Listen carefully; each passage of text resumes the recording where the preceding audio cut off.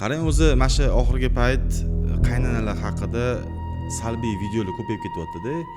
Bu realniy qaynanalar shunaqami yoki bo'lmasam trend bo'lish uchun shunaqa videolar ko'payyaptimi?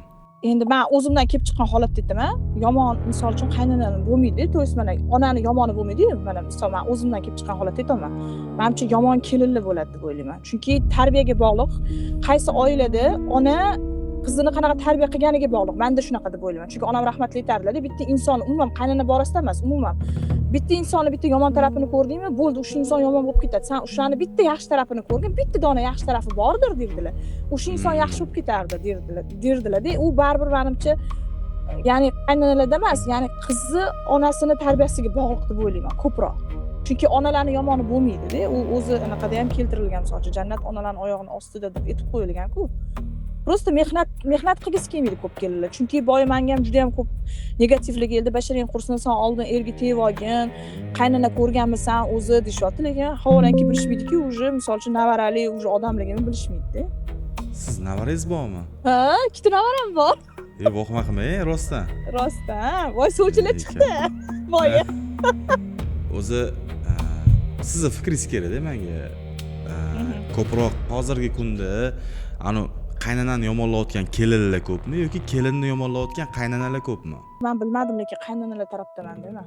Nimaga desangiz, xizmatdan hech kim o'lmagan. Qizlardan mana hozir misol uchun so'raydigan bo'lsangiz, men o'zim yaxshi xonadondan o'zim yaxshi xonadonda katta bo'lganman. Meni uyimda kir mashina bo'lgan, avtomat bo'lgan, lekin men kelin bo'lib tushgan joyimda kirgiz avtomati ham bo'lmagan-da. Lekin menga shunaqangi tarbiya berilganki, borganingdan keyin o'sha yerda hamma narsasiga ko'nib, misol uchun qiz bolani o'ziga bog'liq, ya'ni kelinlarni o'ziga bog'liq deyman. Agar to'g'ri tarafini ko'rsa, xullas qaynana yomon bo'lsin deb urishmaydi. Meni o'zim bir marta qaynanam rahmatli urishganlar, rosa qattiq xafa bo'lganman. Rostikasim juda qattiq xafa bo'lganman. Ko'nglim og'rigan, lekin o'zlariga hech narsa demaganman, chunki menga onam aytganlarki, agar eringga kirib hech qachon qaynanangni yomonlama, agar seni qaynanang yomon bo'lsin deb urishmaydi, seni yaxshi bo'lsin deb urishadi deganlar. Kirib lekin gap chaqishtirmaganman. Lekin hozir ishonasizmi, o'sha kunda meni urishib tanbeh berganlariga rosa xursand bo'laman. Oddiy nimadan urush chiqqan desangiz, oddiy qarab, urush emas, to'polon emas. Prosta qatlama qilib qo'ying deganlar. 13 ta katta oilaga tushganman, 13 ta nima deydi, 13 ta katta odam bunaqa 13 ta odamlar yashaydigan joyga tushganman. Qatlama qilib qo'ying deganlar. Men somsani xamirdagi tugib qatlama qilib qo'yganman qaynanamga yaxshi ko'rinish uchun. Voy, zo'r bo'ladi, hozir qaynanam maqtaylasam, chiqqanlarda, nima qilganingiz bu? Nimaga somsani xamirdagi qildingiz qatlamani? Mana bunaqa qiladi. Qasir chiqib, qavat chiqish uchun keyin sal yog'ini ko'p qilib qo'yibsiz deganlar, lekin o'sha tanbeh berganlari hozir menga juda ham katta dars bergan. Chunki sababi nimaga desangiz, o'sha qatlama qilishni o'rganganimdan hozir tandirda somsa yopishga qizlarga dars o'taman-da. Chunki u yaxshi ham urishgan ekanlar deyman. Shuning uchun nima demoqchiman, o'sha paytda xafa bo'lish kerak emas. Chunki qizlik paytimizda ham onamiz, otamiz urishadi. Ya'ni bizani yomon bo'lsin deb urishmaydi, yaxshi bo'lsin deb urishadi. O'sha narsani erimni onasi urishdi deb o'ylashadi. Unaqa deb emas, meni onam urishyaptilar, meni to'g'ri yo'lga solyaptilar deb o'ylashish kerak. Shuning uchun men nima derdim, qizlarga hozir bildirilayotgan narsaga hozir zo'r sharoitda yashashyapti-da. Biz odamcha qabul qilishiga ham bog'liq-da. Qabul qilishiga ham bog'liq. Baribir onani tarbiyasiga bog'liq-da. Meni misol uchun onam rahmatli aytganlarki, ikkita qulog'ingda bo'lsin, qo'yningda yotgan ering yaxshi-yu, onasi yomon bo'lmaydi bolam. O'sha ona ham qiynalib bolasini tuqqan. Men seni qanaqa katta qilgan bo'lsam, u ham shunaqa katta qilgan. Rohat olishga, nima deydi, rohatini ko'rish kerak farzandingni. Kelgan deganlar, ikkita qulog'ingda bo'lsin deganlar. Agar ering boy bo'lib, sen zo'r sharoitda, kelajakda baxtli yashashni xohlasang, yaxshi sharoitda yashashni xohlasang deganlar, qaynatang duosini olgan. Sen kerak bo'lsa o'g'sining bilan borib talashgan. Meni uyimda turing, oyijon, meni uyimda turing deb, sen talashishing kerak deb. Oyiz shunaqa deganlar. Ha, onam shunaqa deganlar, shuning uchun qaynatam misol uchun qaynanam rosa duo qilganlar. Hech qachon yomon tarafini aytaman, bitta insonni yomon tarafini ko'rsang, yomon bo'lib ketaveradi. Yaxshi tarafini ko'rish kerak deb. Bu baribir onalarga bog'liq. Mana men o'zimdan kelib chiqib aytaman, mana men sizga to'g'risini aytaman. Meni 14 yoshli qizim 14 yoshida, hozir mana 16 ga kirdi. Bir kun o'tirib suhbat qilib qoldik, ona bola suhbati bo'ldi. Men so'rayman qizimdan-da, qanaqa misol uchun qanaqa turmush qurish xohlaysan, kelajakda nimani xohlaysan, hozir qiz bolasan, nimani so'rasang so'ra. Boyligi bo'lsin-u, manaqa boyligi bo'lsin, manaqa bo'lmasin yoki ichsa ham ichmasin, lekin kambag'al bo'lsin deb so'rama. Hamma narsani to'la to'kis so'ragin deb. Prosta qizimdan so'rasam, bilasizmi qizim menga nima dedi? Mana men sizga bo'lgan narsani aytaman. Men qaynonamdan отдельно turishni xohlayman dedi. Ha, dedim, eshitdim yaxshilab. U eshitgandan keyin aytdim, stop dedim, to'xtab turdim shu joyda. Sen noto'g'ri gapiryapsan 14 yoshli qizimga. Nimaga dedi? Chunki endi onam menga bergan tarbiyani men unga yetkazishim kerak. Men aytdim, sen hozir erim milliarder bo'lsin, zo'r bola bo'lsin deyapsan dedim. To'g'rimi dedim? Ha, deyapti. Keyin aytdim, o'sha ering zo'r bola bo'lishi uchun deyapman. Sani deyapman, o'sha dedim, onasi tarbiya qiladi dedim. Sen tasavvur qilgin, mana hozir akang bor, ukang bor deyapman, men kelin qolman-da. Men qaynonamdan отдельно turishni xohlayman deb, sen o'sha qizni nima qilasan deb, qiynalib katta qolman, akangni ko'ryapsan deyapman. Chochini bittalab yulib olaman dedi. Assalomu alaykum dedim keyin men qizimga aytaman-da. Xuddi shunaqa sanda. Sen naborot shunaqangi duo qilginki, qaynonam meni o'zimni onamdan ham shunaqangi yaxshi inson bo'lsin. Shunaqangi qaynona kelsinki, bizni dugona bo'laylik. Men duolarini olib, xizmatlarini qilib, oq duosini olay deb qilgan. Chunki dedim, sen jannatga kirishing uchun, sen ering bilan baxtli yashashing uchun, u erkak dedim, onasini duosini olish kerak. Mana hozir misol uchun dedim, o'zing meni hayotimdan qiyos qilgansam, ha, ona to'g'ri aytyapsiz, noto'g'ri ish qilibman deb. O'sha duolarini o'zgartirdi-da. Qarang, sizga bitta savol. Qizingiz 14 yasharmidi? Ha, hozir 16 yosh. 16 yosh. Siz bilan hozirgi suhbat bo'lganda 14 yosh bo'lgan. 14 yosh bo'lgan. 14 yosh qiz qaynona bilan alohida turish degan fikrni qanaqa qilib u shunaqa fikrlayapti? Chunki nimaga unaqa fikrlayapti? Bizani paytimizda gadjetlar bo'lmaganda, hozir internet rivojlanib ketgan. Chunki nimaga deysiz, men internetga kirishga ruxsat beraman. Sababi qizim narsalar chizib, o'sha onlayn tarzda sotadi. Xohlasangiz, xohlamasangiz nazorat qilganimiz bilan baribir ko'rib qoladi qayerdandir, yo o'rtoqlari bilan gaplashadi.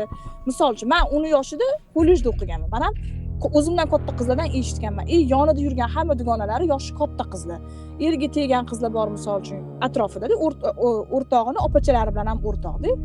O'sha fikrdan kelib chiqib, kimdir nimadir degan bo'lsa, maza qilib yashayman deb o'ylagan fikr kelganda, men o'sha qarang, bu fikr kelishiga gadjetlar sababchi davomimiz Instagram, YouTube, o'rtoqlar bilan gaplashgan. Demak, bir so'z bilan aytsak bo'ladimi, shu narsaga, shu fikrga kelishiga qaysidir ma'noda qo'shtirnoq ichidagi chala psixologlar sababchi bo'lishi mumkinmi? Nima deb o'ylaysiz? Albatta, chala psixologlar sababchi bo'lishi mumkin. Chunki mana men o'zim yaqinda bitta inson bilan gaplashib qolganimda shu narsani aytdilar-da. Mana shu ayrim bir psixologlarga borib, o'zlari to'yist kelinlarga pul berib olib borganlar. Psixologga borib, ya'ni kelinlarini rivojlanishini xohlaganlar. Ya'ni networking degan narsa bor.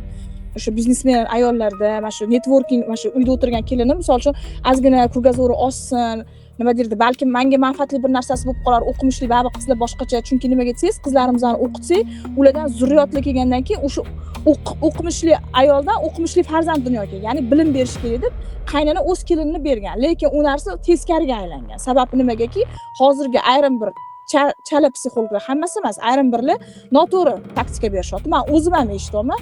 Shu qaynona qaynotani xizmatini qilish shart emas. Islomda ham mumkin emas. Sen faqat eringni xizmatini qilishing kerak. Yana bitta shunaqangi voqealarni eshitamanki, bizani yoshligimizdan beri 3 kunda qaynona ko'tingga tepib boradi. Qaynonani xizmat qilishing kerak. Osh-ovqat deb o'rgatishgan ekan. Erga e'tibor berishni o'rgatishgan. Hattoki men o'zimni boyilishganimga ham yozishdi. Ertalabdan kechgacha siz ani shaharli olibdasiz-da, siz mashina haydaysiz, boshqa qilasiz-da. Biz ham bitta deydi sigir sog'yapmiz deydi o'tda. Erimiz bilan qachon otamiz dedi. Voy, hali ulgurasiz dedim. Hali yozib bordim o'zim fikrim. Hali siz ulgurasiz, asalim dedim. Bilmayman siz bu fikrni qayerdan olyapsiz dedim. Hali bu narsalarga ulgurasiz dedim. Men dedim shaharli olibda emasman. Men tandirda somsa yopaman dedim. O'pka hasib qo'yaman dedim. Menchalik hech kim ish qilmaydi dedim. Men shunaqangi chiroyli mashinalarda yurib dedim, yaxshi hayotni kechiraman. Demak, qaynonamning xizmatini qilib qo'yganman dedim. Eng shirin baxt dedim. Siz agar o'sha narsa bilan o'lchayotgan bo'lsangiz, endi o'shani qog'ozga o'rab gapiradigan narsa psixologlar gapida, erga e'tibor. Agar shu narsa bilan, o'sha pastel bilan o'lchayotgan bo'lsangiz dedim, men uchun eng shirin baxt dedim. Qarigan chog'imda dedim, 4 ta qavat ko'rpachani ustida dedim, bolalarni uzatib joy-joyiga qo'yib, hovlida o'tirib, erim bilan choy ichib, ana valerda ikkita gaplashib o'tirgan eng shirin baxt mana shu. Siz agar shu narsada baxtli deb o'ylayotgan bo'lsangiz, xato qilasiz. Siz bir umr faqirlikda shuning uchun o'tasiz, shuning uchun fikringiz ham qotib qolganda men o'zim lichkamda shunaqa deb yozdim. Ya'ni bu qayerdan kelib chiqyapti? Mana shunaqangi ayrim bir chala, ya'ni psixologlardan kelib chiqyapti. O'zi asli o'sha psixologlarimda surishtirsangiz oilasi yo'q-da. Ular o'zini hayotidan boshidan o'tkazgan tabibku, boshidan o'tkazgan narsani boshqalarga ham targ'ib qiladi. Lekin hech kim bilmaydiki, uni hayoti boshqa, buni hayoti boshqa. Misol uchun organizm har xil-ku. Meni organizmimga tushgan dori uni organizmiga tushmasligi mumkin va shuni oqibatida qanchadan qancha oilalar buzilib ketyapti. Hammani o'ziga o'xshatmoqchi bo'ladi-da. Ha, hammani o'ziga o'xshatmoqchi bo'lib, o'sha narsani aytmoqchi edim. Ya'ni bu men qo'pol qilib aytganda men o'rtalarimga aytaman, shunaqa deyman. Yo'q, deyman, u senga to'g'ri fikr bermayapti. U seni baxtingni ko'ramagandan chiroyli yo'l bilan seni ham o'zini hayotiga o'xshash hayotga tushirmoqchi. Chunki uni o'zini hayoti shunaqa emas. Seni o'zingni fikring. Hozir shu inson tomdan tashlaysanmi desam, yo'q deydi. Nimaga uni fikrini qabul qilsan? Shuning uchun nima deyman? Men har doim shuning uchun bolalarimga ham, o'zimga ham shu onam ham aytardilar. Kitob o'qish kerak ko'proq. Kitob o'qigan insonni menimcha hech kim ana fikrini chalg'ita olmaydi-da. Men sirazi mana yonimda o'rtog'im ham o'tiribdi. Mandaqa desa sirazi joyida sirazi yopaman. Yo'q, bu bunaqa. Mana misol uchun ko'pchilik mana islomda mumkin emas ekan deb aytishyapti-ku. Qayna xizmatini qilish. Qarang, to'g'rilab ketamiz. Islomda mumkin emas ekan emas, islomda shart emas ekan. Ya'ni vazifangga kirmas ekan. Shart emas ekan. Deb kelinlar, qizlar shu narsani saqlanib qo'ygan miyasiga. Shu narsa bilan yashayotdi hayot davomida, yashamoqchi balki. Mana shu narsaga men o'zim o'qiganim uchun, aynan o'sha joyini o'qib chiqqanim uchun mana shu narsani aytmoqman. Bu nisbat kelinlarga qarata etilmagan. Ya'ni aynan mana qaynona bo'lish, ya'ni men ham qaynona bo'laman, qaynona bo'lish arafasida turgan ayollarga aytilgan. Ya'ni mana misol uchun aytamiz-ku, eringni xizmatini qilsang jannatga kirasan degan gapni gapirishadi. Ha, to'g'ri. Jannatga kiramiz. Men o'sha narsani keltirib bermoqchiman-da mana.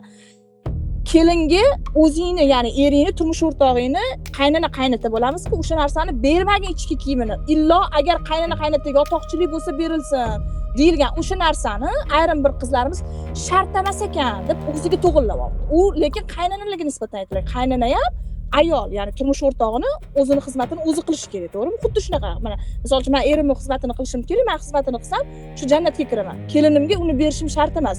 Chunki erimning xizmatini o'zim qilishim. Shu ma'noda aytilgan. Men bu narsani misol uchun o'zim o'qib chiqqanimcha aytaman. Endi menimcha xizmatini qilsa jannatga kiradi degan gapni men lekin eshitmaganman.